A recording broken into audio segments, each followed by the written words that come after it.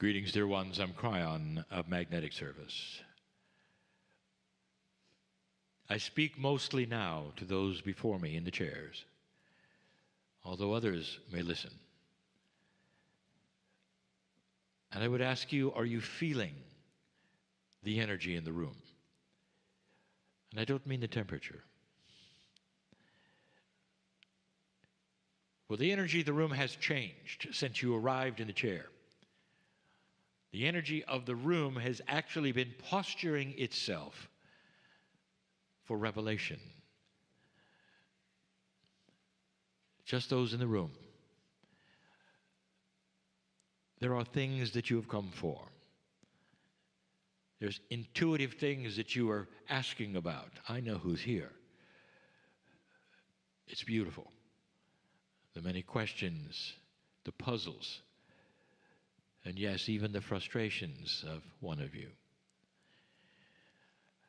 And I would like to tell you something and echo something that has been spoken before, even in the chairs next to me. You're not here by accident. And I mean not on the earth, I mean in the room. You're not here by accident. For in this room, Spirit wants to do something.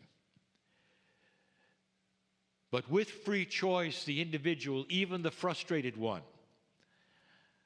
has to understand about peeling the onion, which we've talked about before. The outside of the onion is that which you were told, that who you think you are. The protocol that you think is needed based upon that which you've learned all your life about spiritual things, perhaps, or even human nature.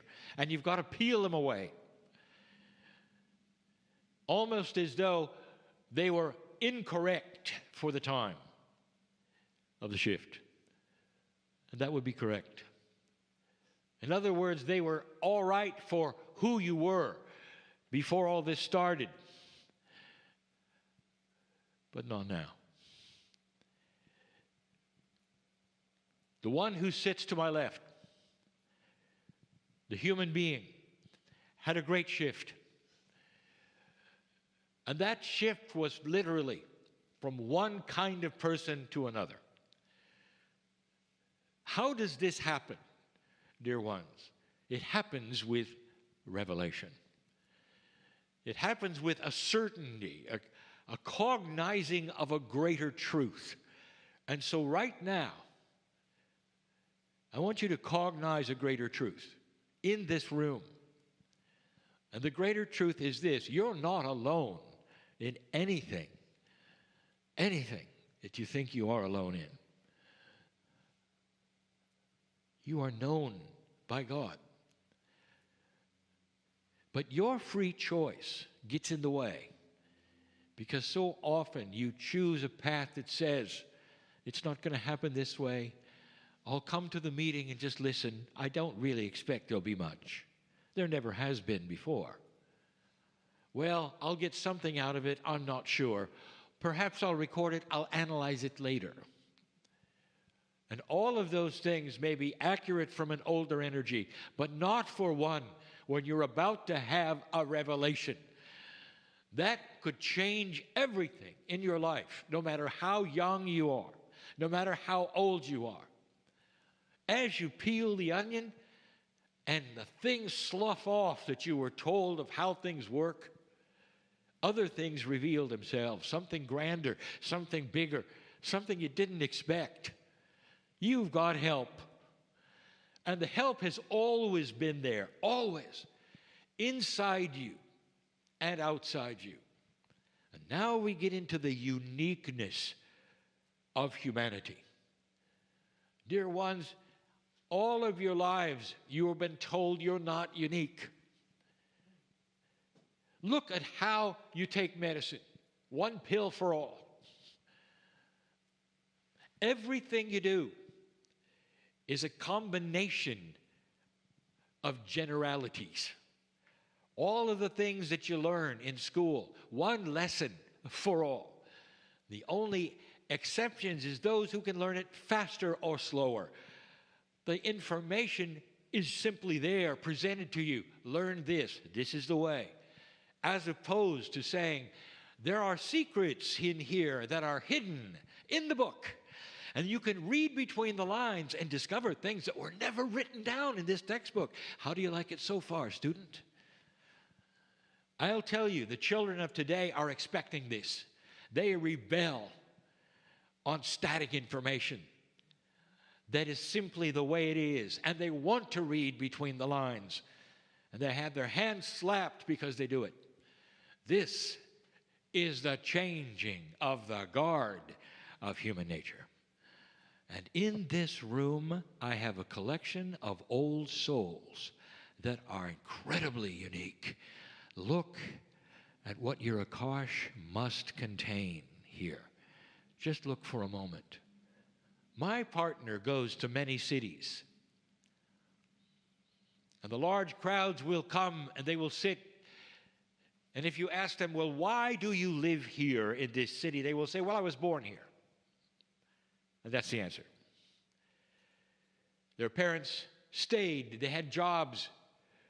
The children went to school, and now they are citizens of the city. And I would like to say that's not necessarily what's happened in this room. There was an Akash that drove you here. It made you decide to live far, far away from the other cities in your great land. It put you in a place that said the weather is fine. Even if there's no road leading to anywhere, the weather is fine.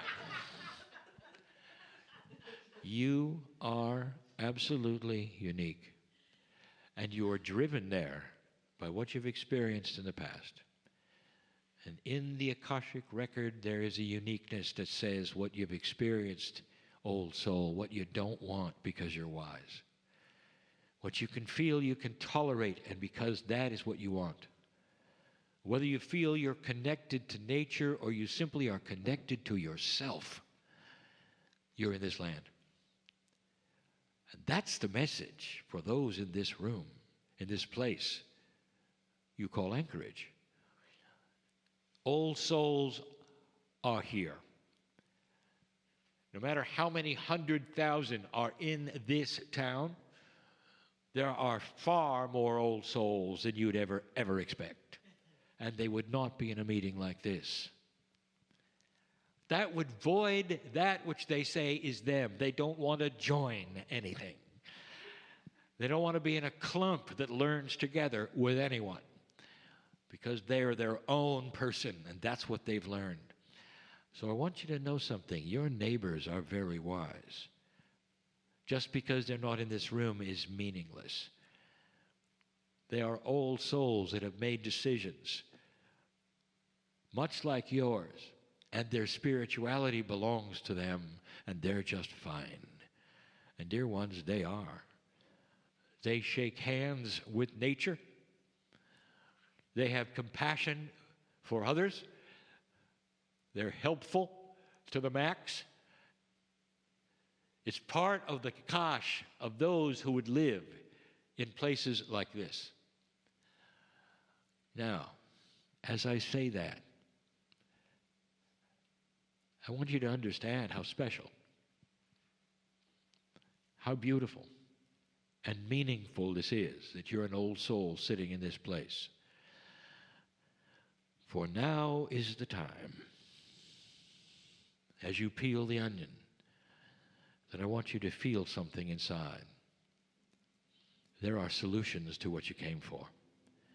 Oh, frustrated one, I want you to know you have literally an army around you of those who are going to work your solution at the very cellular level if you let us in. Part of the Alaskan way is the pride of it all. And for you, I ask you for a moment to drop that and let us in. For the pride of being you and yourself and attached to nothing but what you wish sometimes is a burden that is spiritual. For you enclose yourself in a capsule of protection, not only from the weather, but from others around you.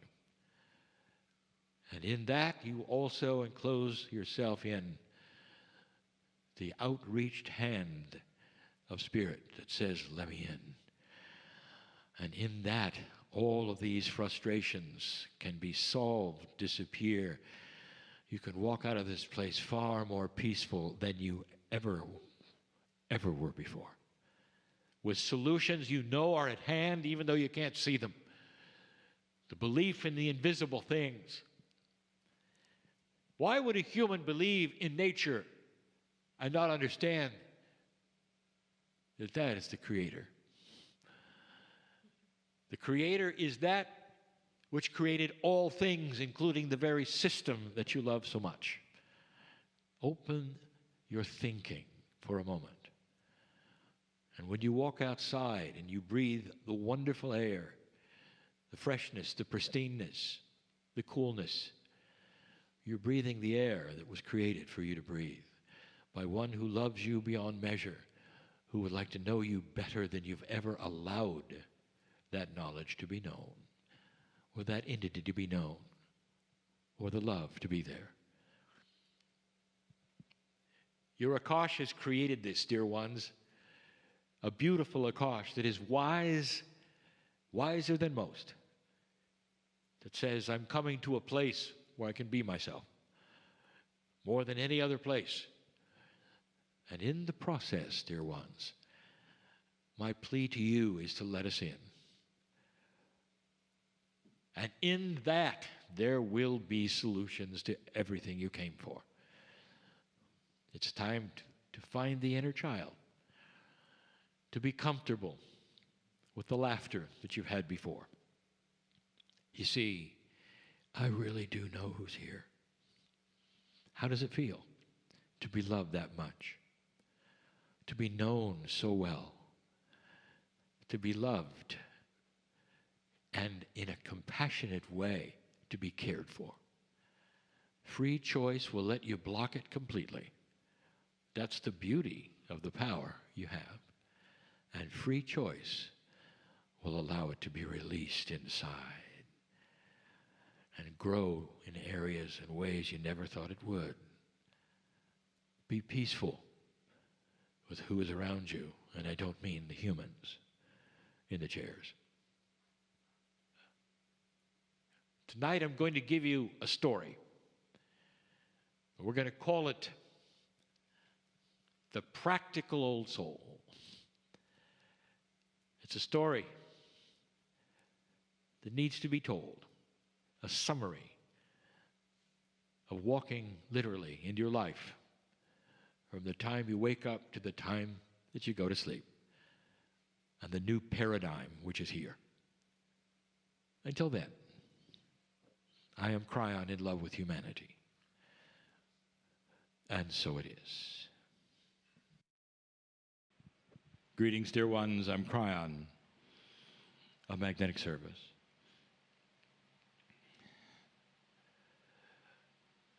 You are facing a beautiful, beautiful energy and don't know it. In order to get from dark to light, there are transitions. And the transitional thing you would know from learning anywhere on the planet is that the transition can be difficult. Especially when you go from a darker energy to a lighter one. There are those who will fight to the death in order to keep light away. It's a way of life. It's a way of control. And it's the only way they have ever known or seen. But dear ones, after the transition, a transition that will take only as long as you say it will, free choice on the planet will determine the time of the transition. You're in it. You've just begun it. But there'll come a time, literally, when you can say, the sun has come out, light has won. And it won't be that the entire planet is enlightened at all. Instead, what you're going to have, and we've spoken of this before, is a planet which thinks differently. A paradigm of existence that's more based on the logic of what an old soul would know and not on what television will tell you. It is a new paradigm based upon the concepts of a changing human nature. And it's going to look a lot different. What would the practical life of an old soul look for a day? What would it look like for a day? How would it be different than what you do now, just for a day? So I want to give you a short example. We often use the character woe. Woe is not a man or a woman. In this story, it can be either. We're going to call woe a he, but he really is a woe-man. And so it's the story of the practical life of an old soul in a time that is not yet here, yet to be determined, but a new paradigm. From the moment he gets up to when he goes to sleep, just a few things I'll reveal.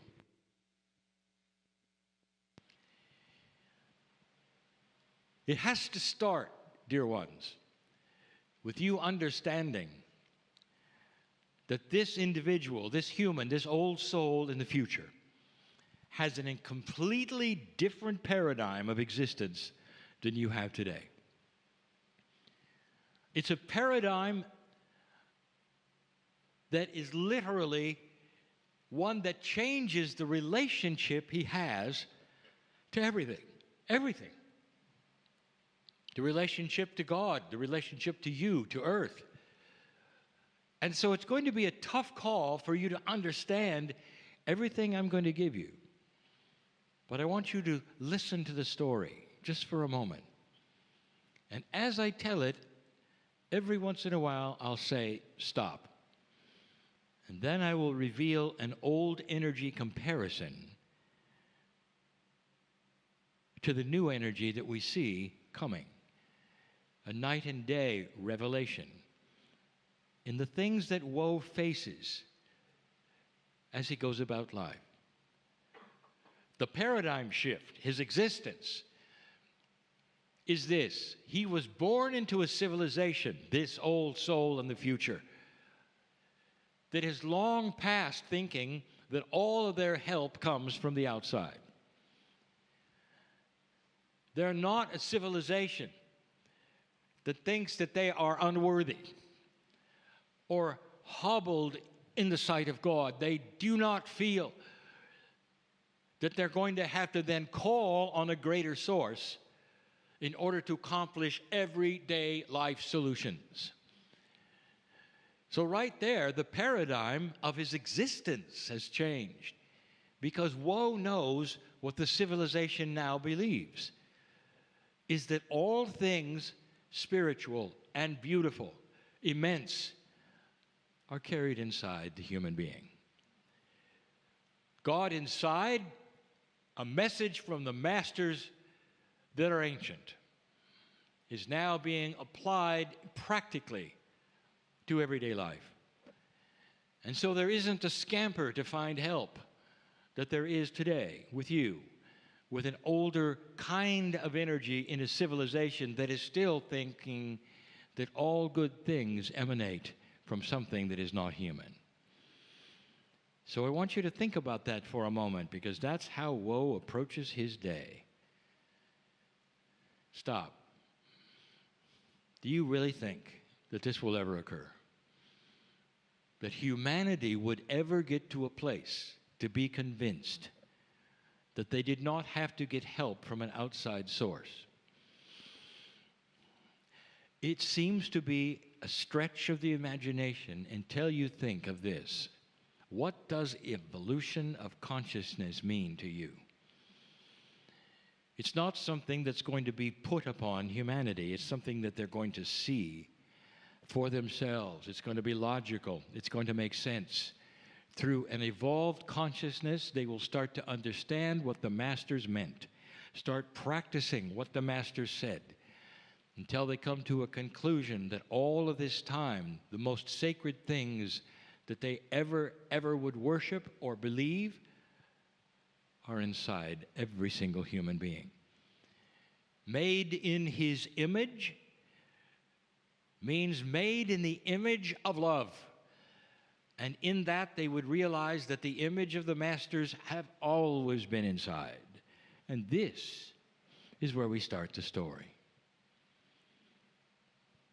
Woe awakens like he does every morning about to go to work. He puts both feet on the floor. And he then expects good things. This is the first thing he does. He pushes the consciousness of benevolence through his day, right at the beginning.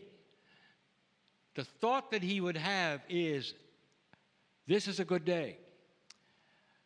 And I'm going to have a consciousness that will surpass any challenge I have today. Good things are before me. Stop. How many humans do that? In an old energy, let me give you the popular way. You put your feet on the floor and you're about to get up and you say, oh, here it is again. I hope things go better than they did yesterday.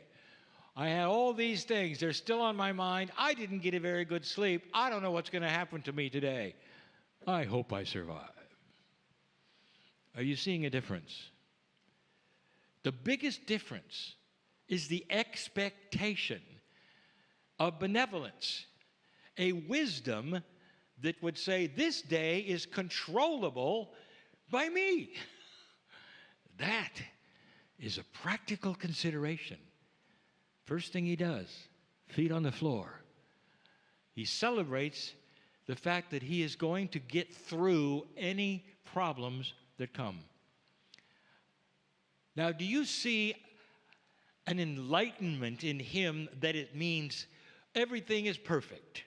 Everything in the planet is perfect. It's a rosy planet where nothing goes wrong. This is an artificial idea that many humans have when they think about a planet that is starting to graduate, as though you would all think alike, the same identical thing. It will not be that. Dear ones, you have free choice. You have unique akashas. You'll have different ideas and opinions. You'll still have a form of politics. Sorry. So what woe is saying as his feet hits the floor is it doesn't matter. He's going to get through them all. And he expects to. Now what is he doing? He is creating through his consciousness something physical. A bubble, you might say, that goes before him wherever he goes to help him understand what he's seeing, work with it, graduate through it, and have a benevolent outcome. Is it too much to think that a human would start the day that way? Woe gets in his car after he has brushed his teeth and doing all the things that he had to do, just like you. Car may look a little different, but he gets in it to go to work. On his way to work, he sees something that might actually change his life forever, if he let it. There has been some kind of an accident with the vehicles. And on the curb, there is a crying woman, a mother. And he can see the ambulances loading in the still bodies of her children. Grief that surpasses anything. The day starts out well, and in the middle of the day, or even in the beginning, her children are gone. Could there be any greater horror story for any mother? Woe is overcome. You see, in this new earth, in this practical day, compassion is the king. And woe sees it, and suddenly there's more than just empathy. He feels everything she feels. He stops his car and he's weeping at the steering wheel. He gets a hold of himself and starts a process that he knows about, that he has done many times before, where he starts to visualize this woman in future years of her life, recovering, understanding, surviving, having peace over this event in ways that perhaps are unsustainable in today's psychological world. He sees her recovering in so great a manner that he can visualize her laughing. And that visualization then he sends directly to the curb where she is in that moment of her horror and grief, knowing that he has just practiced something called compassionate action. Stop. Today, if this happened, there would be those who are compassionate. It would wound them forever. They would never forget the sight. It would affect the child inside, their joy factor. In today's civilization, there are so many things like this. There are so many horrors like this that continue daily. And if a human finds out about it, they empathize to the degree that it ruins their life. All they can think about is how unjust it is and how they can change it. And they will weep daily for what is happening somewhere else. And in the process, dear ones, they haven't helped anybody. And in the process, they have pulled themselves down into a lower energy of empathy, worry, fear. All because the compassion got the best of them. For woe, he wouldn't let that happen because he knows that this can happen.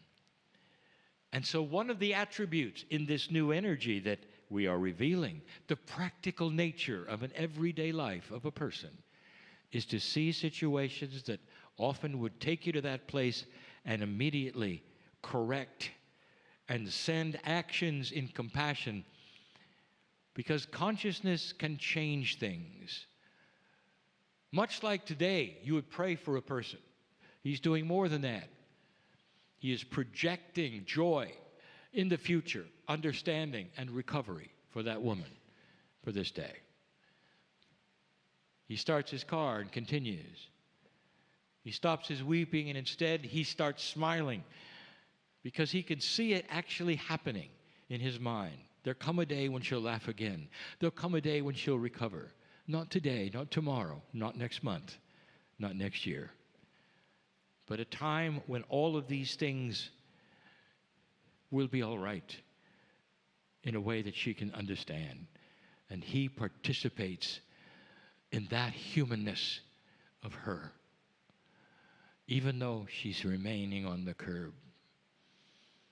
He gets to work, having a nice day, indeed, doing his work, and he's called into the office.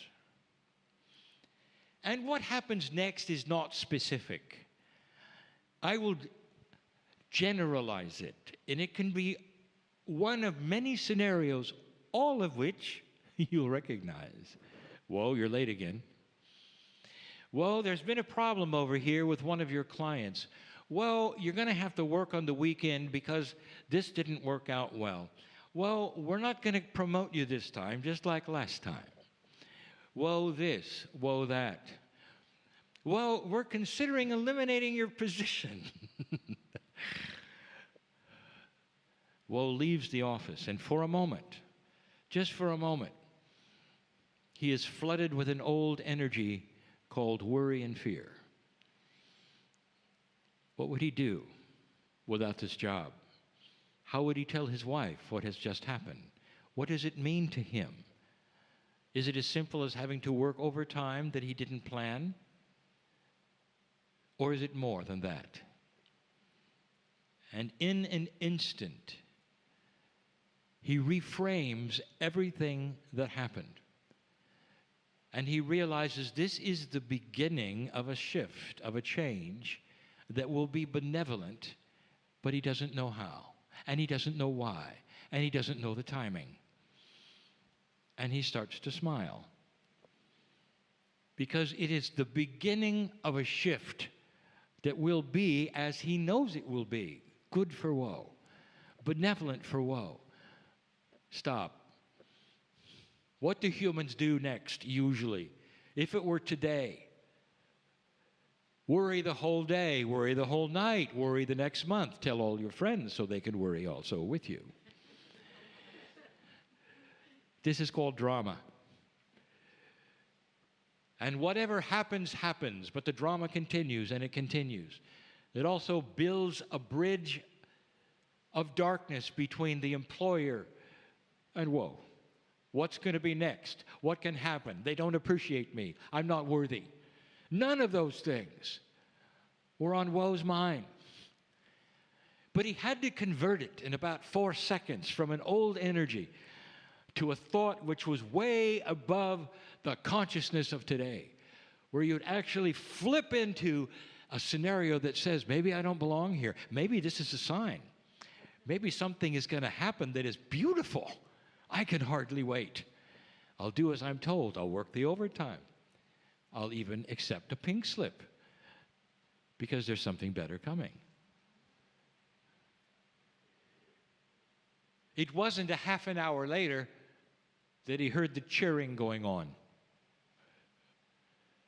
One of his friends in one of the other cubicles in his office had been promoted to one of the positions he wanted. He wandered over to be part of the celebration. And he was. And he meant it. He was so pleased that a friend of his was succeeding. So pleased that that friend got a raise. So pleased. Stop. Do I have to say it? In an older energy, there is so much of self. So much of projection. Why not me? What did he have that I didn't have? He took my job. I don't like him anymore. I'm not going to talk anymore. I'm going to go home and eat worms. Anything to be depressed. This is awful. First I get an idea that I may not be employed anymore, and then I get somebody else who got my job. But that's not what happened, you see. Because woe already knew this or something better. A benevolence is coming. He didn't know when. He didn't know how. But here in front of him was a human being who got something wonderful. It would change the human being's lifestyle. He knew that the human being would go and tell their family, and they would have a beautiful dinner, and they would sing. What a good time this is to celebrate the joy of a neighbor. Is this even possible? Oh, yeah. The practical life of an old soul at work, just like yours, if you go to work. Or mother, if you carry the burden of children and grandchildren, caring for them and all the things that happen around it. There's all these kinds of scenarios that'll take place. It was time for woe to go home. Woe, like so many humans everywhere, a lot on his mind. And there was some kind of intuitive thought that said, you're forgetting something. But he couldn't quite put his finger on it, as you say. He drove home. Now, woe's home was beautiful. Beautiful family, thought much like he did. But there were a few things that woe knew that had to be a certain way. His wife was a wonderful cook, and dinner was served at a certain time. He had to be there. No being late. He made the mistake early in the marriage of being late, and he only did it one time. She deserved him to be there to enjoy what she had prepared and worked on for at least an hour and a half or two before he got there. The family would be waiting. Woe was on time, just like always, about to pull into the house, and then his intuition gave him the message. Woe, this is your anniversary. Immediately, there is the decision. Do I run to the flower shop, get the flowers, get the card, and come back and be late for dinner? Which is better? Being late for dinner or not having the flowers? Which would then indicate, I forgot. His intuition served him well, and let me show you. He made a quick stop, not to the flower shop, but to the stall he remembered was on the corner, not too far away. Lots of flowers, lots of good ones. Higher prices, but lots of good ones. They even had little stickers like cards. Of course, they were electronic, but that's then and that was now. Purchased the flowers, came back as fast as he could, but it took 15 minutes. Now he was 15 minutes late. He didn't know what would happen, but at least he had the flowers. He could walk in and say, "Happy anniversary, honey. Sorry I'm late." And he did. But something else happened. You see, when he walked into the door, all of his friends were there. It was a happy anniversary party, you see. And he had the flowers right there. Dinner wasn't late because there was no dinner. There was a party. He was not in trouble, but he would have been without the flowers, if you get the point. What happened? Stop. Woe paused for a moment and listened to the intuition. A higher part of him which knew beyond what he knew, what was going on in the house, what the reactions would be, what was the best thing to do with information he did not have, and he listened, and he trusted, and he went there to get the flowers. An older energy, dear ones, would have the human being clueless, making a 50% chance of right or wrong decision. Not understanding that there is a higher innate part of yourself that knows so much more than you. That there is the higher self above you who knew there was a party in the room. Listening to the intuition was common. Woe used it every day as a staple, who to call, how to say the things he had to say to the clients he needed to talk to. It was his way of life, and Woe knew it worked. He had done it yet again. The party was over. His wife said, "Thank you so much for those flowers. Didn't we have a great time?" Of course, Woe didn't say, "Well, there's another story." He just said, "Of course, I love you." Woe was about to go to sleep. His feet were on the floor. And before he lifted them into bed, he said, "Thank you, Spirit. Thank you, Creator. Thank all the cells of my body for youthing. Thank you for the disease that was chased away today because I didn't get into worry and fear and drama. Thanks to the inner child that I can smile now. I am not worried about my job. You see, this or something better. Good night, sweetheart."